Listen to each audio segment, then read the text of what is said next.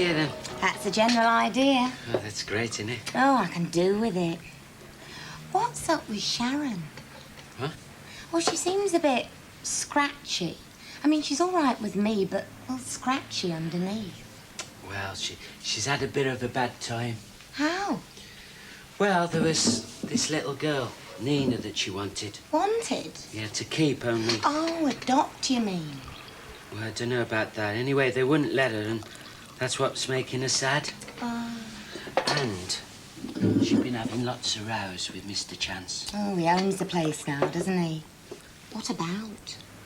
Well, I don't know, but I just keep hearing them, like. Oh. Not the happy and carefree place I used to know and love, eh? Huh? Nothing.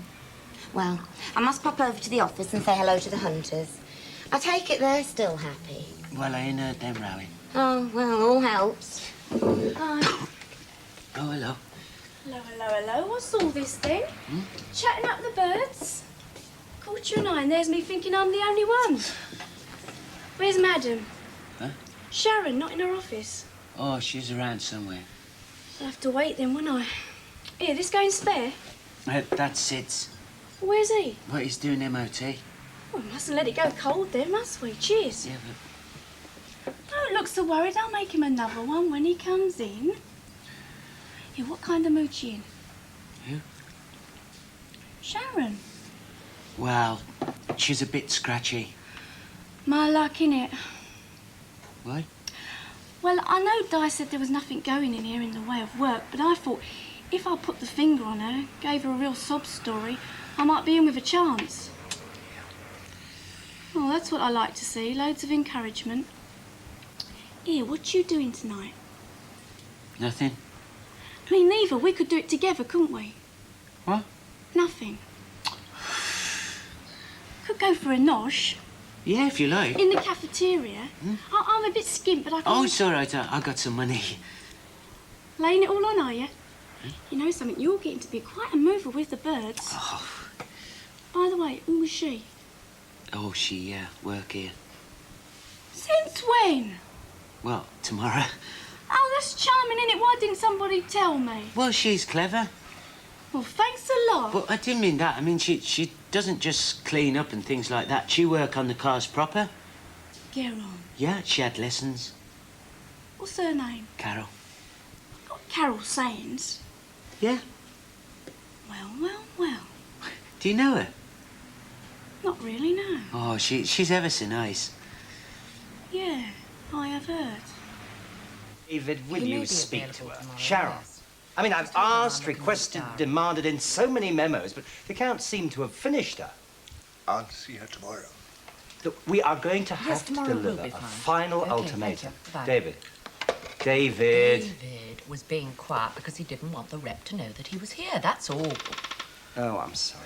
I'm sorry. It's your garage. Yes, which you insist makes a profit. If Sharon goes off with a goodwill, I mean, the Danvers driving school contract for a start, we're going to be up the creek without a paddle, David. Listen, Adam, it's Sharon's efforts over these past few years that's built up that goodwill. You should remember that. Oh, yeah, I suppose that's true. Yes, well, stop banging on about it. Talk to Jill. She has had the brunt of this every morning over breakfast for the last fortnight. Yes, I'm sure she has. Not only as a director of the motel and the garage, but also because she's there and your wife. Well, I'm sure this is all going to be very clear in the end. I don't think you can see the wood for the trees, quite frankly, in your mood, Adam. Sharon's on the edge of departure. Now, we don't want to push her over that edge. We want someone to sit down with her and go through every aspect of customer relations. I mean, who gets what discount and why, who the big guns are, the contracts, contacts. Yes, I happen to know that she's put in a great amount of time and charm.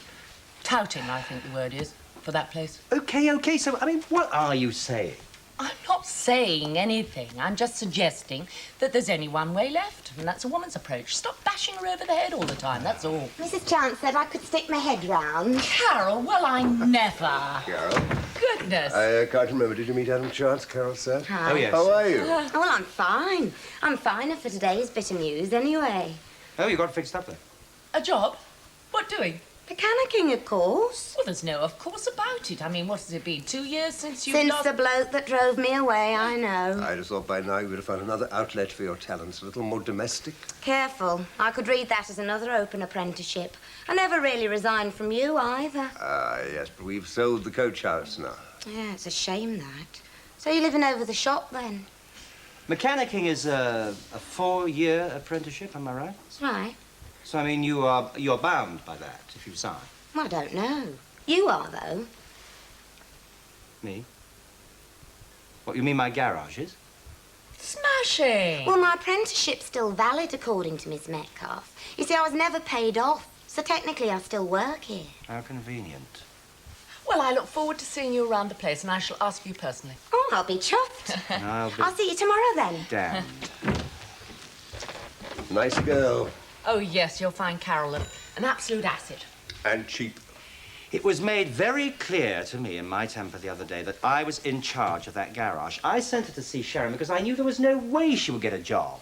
Well, Sharon evidently held the Yes, apprenticeship. but she's no right to reinstate her. She had an obligation, moral and otherwise. Oh, David, say this is wrong. I mean, we're not bound to take her on. Well, Reg Lamont took her on a 4-year apprenticeship. It was never paid off, so it was inherited, if you like, by Oliver Banks. Yes, and despite public opinion, he wasn't in the habit of dumping women. So she wasn't paid off, and now we've got her. Standard procedure. But, David, you know as well as I do, the garage cannot afford to take anybody else on. Well, it depends if you're paying apprentices these days in boats and washers. Oh, Kath. Oh, I can't stay long. The new kettles for the chalets have just arrived. No, it wasn't Well, that, the actually. delivery man has promised to take me down to the village with these unloaded. Mr. Chance said it would be all right if I popped out for 10 minutes, so... Goodness, you're lucky in Adam's mood. I find it amazing how you can be in the throes of grandparenthood and still worry about a consignment of kettles. All that. Yes, oh that. Your heavily pregnant daughter staggered through here, straight up the drive in my car, and not a word ever since. Only hearsay. A daughter? Yes, doing fine, thank you. Oh, good. Come into the bar for a Oh, second. no, I better... Mr. Paul bought me a drink. I went all dizzy. I heard you singing this morning. Oh, no, I better not. You see, the driver promised to drop me off at the shop so he could pick up the pictures of Katie. Kathleen, I heard. Well, Katie Louise. Katie Kathleen, short for me. And Louise, well, I don't know why, really, except that she did have a one-eyed teddy called Louise. Goodness. Is the bottle there, Mandy? Oh, yes, Mrs. Hunt. There we are.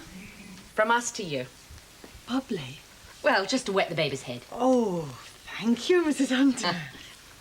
Anne tells me there's been a mix-up over Sharon's leaving date. No mix-up.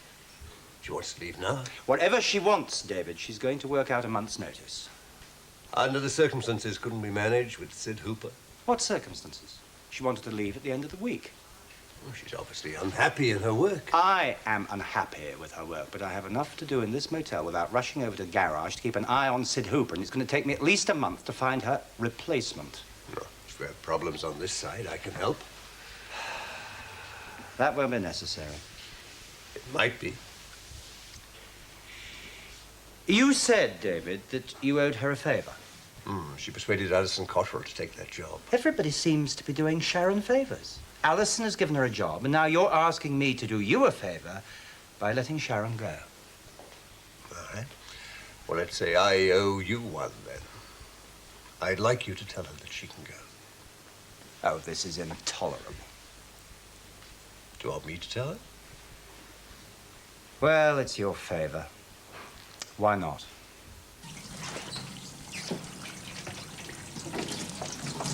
Annie, what are you doing?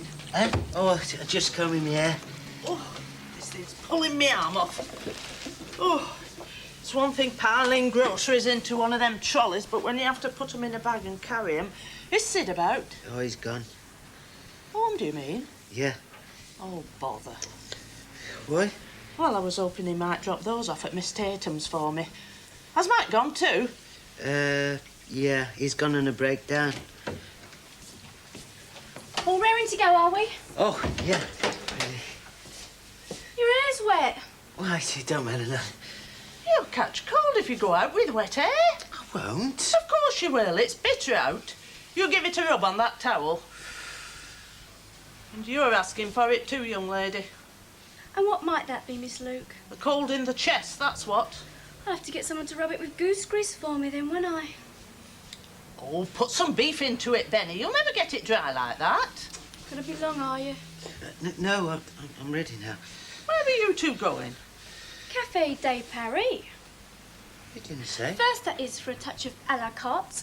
Then on to Dynamite. That's a disco in Cradley Eve. Blows your mind, it does. If you got a mind, that is. I thought we were just going to the cafeteria. Yeah, but the very thought got me so excited. Hey, you've got nice hair, you know that. You should have it styled. Benny's perfectly all right the way he is. Do you know your trouble, Miss Luke? You don't look for improvement. Me now, I can see it round every corner. Come on, sunshine. Let's get the tongues wagging with a couple of burgers and a milkshake. Oh, and Miss Luke, you don't happen to know where I could come buy some goose grease, do you? Only I'm hot one minute and cold the next. That's asking for trouble, innit?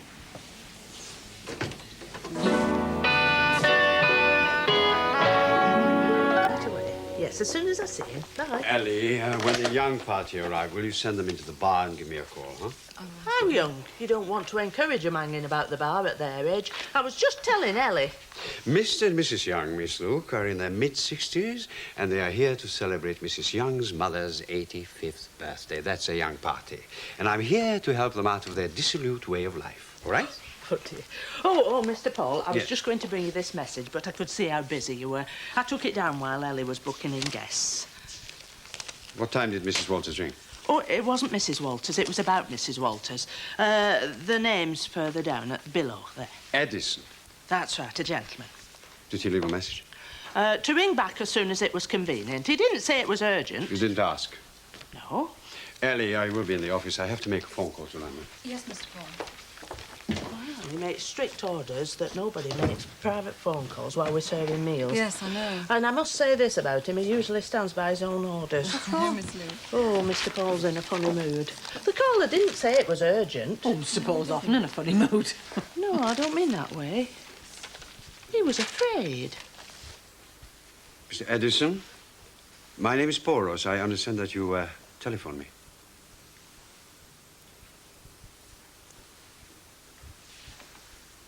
I knew she was ill, but when did this happen?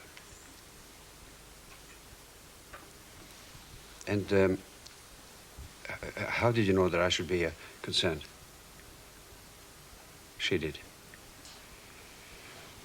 Were there many other people she asked you to consult in case of her death? I see. Yes, I was important to her once. How is her daughter? She must be a young woman by now. And when is the funeral? Tomorrow? Well, if she asked you to consult me, I mean, why wasn't I telephoned before? Well, then your clerk hasn't done his job very well. I can't just leave my work at such short notice. Is her daughter aware of this provision in the will? In that case, I should ask her permission to attend. I mean, she doesn't know me. Could you, give me her telephone number, please? Mm-hmm. 69. Thank you. I suppose I should be grateful to you for taking your work home with you. I'd have been more grateful still if you had telephoned me during normal office working hours. But thank you. Goodbye. I'm sorry, David. I had to use your phone. It was a call to London, urgent and private. Oh, it's all right. I just came in for some personal correspondence. I'm afraid I have to ask you to release me from work tomorrow. It's all right. I'll make provisions in the morning. Why? I have to attend a funeral in London. I see. Yes, of course, all right. I'll be back for the evening rush, of course. Well, I'll stand in if you want to. No, really. I prefer to work. Someone close? Someone I haven't seen for a long while and won't see again. It's a shock. You know how some people say when somebody dies, I don't believe it. I always believe it when someone I know has died. Half an hour later that I don't believe it. Or was it at least a peaceful death? I don't believe there is such a thing as a peaceful death. When you're young, you know you're dying, and you know what you haven't done. How can that be peaceful? I think the truly peaceful death was something like Mrs. Brownlow's husband. He had no idea what was happening. That's peace, of a sort. Oh, honestly, though, Kevin, those flowers are beautiful, weren't they? I mean, Mrs. Chance's carnations and the freesias from the girls. And as for those flowers that Mrs. Hunter sent. Orchids, delivered by Barbara Hunter herself. Yeah, why not? Glenda was chuffed, you know. Think she's family, does she? Well, no, I know we think of them as something higher than we are, but you know, when something like this happens, they're just the same as we are. Made my flowers look a bit silly. Everybody's spoiling her. Next thing we know, we'll have Shuey McPhee spooning porridge down her throat. Best intentions, of course. You're not angry with me and Mrs. Hunter, are you, No, Mum. I'm just disappointed. I wanted her home. I thought she'd be back by the weekend. Oh, yeah, I know. That is a shame still. What does it mean, a jaundiced baby? Well, I had a quick word with the sister, and apparently it's when the mother's blood gets mixed up with the baby's and it causes the baby to go yellow, but it's quite common. It's nothing to worry about. Oh, she'll be home the minute they let her. I just put this in the washer. Oh, get the snacks out, Kevin. Where are they? In my bag. Oh, I knew I'd forgotten something. The blackcurrant cordial. I just found it in the fridge. Still, I can take it in tomorrow. This one of you holding Katie. Looks as though the chrysanthemums are growing out of her head. I'm thirsty. Do you fancy a cup of tea? No, not tea. This. Champagne? What's this? Yeah. Mrs. Hunter gave it to her with her compliments to wet the baby's head. Blimey. Yeah. Go on home, Mick, Kevin. I don't know if you've got any proper glasses. We'll have to have tumblers. Oh, it's a taste coming out of a welly, this wood. You know how much this stuff costs? Yeah. Right, here we go. Oh, radar. Oh, hello, Kevin. Iris and Benny, I'll get a couple more glasses. Shampoo, anyway. I think someone had had a little one, eh? Oh, they have, haven't they? Champagne, Benny, mate? No, thanks. I don't drink. Oh, you do now. Come on, put hairs on your chest. Go on. Right. Here's to Glenda, Kevin and Katie Louise, eh? Here. Gets up your nose. Oh, like to see the snaps, Benny, love? Oh, let's have a deco. Oh, look. Red as a beetroot, innit? Well, she wasn't a day old there, you know. Looks like a little Glenda. I bet Glenda looks like a little Glenda now and all deflated. Yeah, all deflated's about right. Oh, look at my face there. Smiley said. I look as if I've had the baby, don't I? You made enough fuss, didn't you, eh? You know, it reminds me of when we had a little foal when we were on the farm. Why? I don't know. Miss Walters, you won't know me. My name is Paul Ross. I was a friend of your mother's. She did.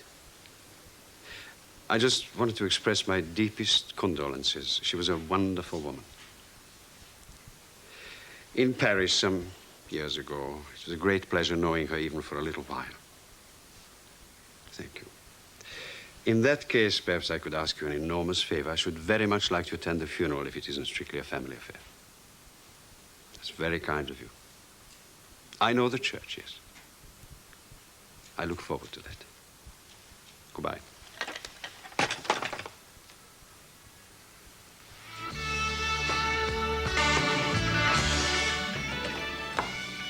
Ah, Mr. Paul, it's panic out there. Table 6 has been double booked. I don't know how. Miss Luke, could you leave me for a few minutes, please?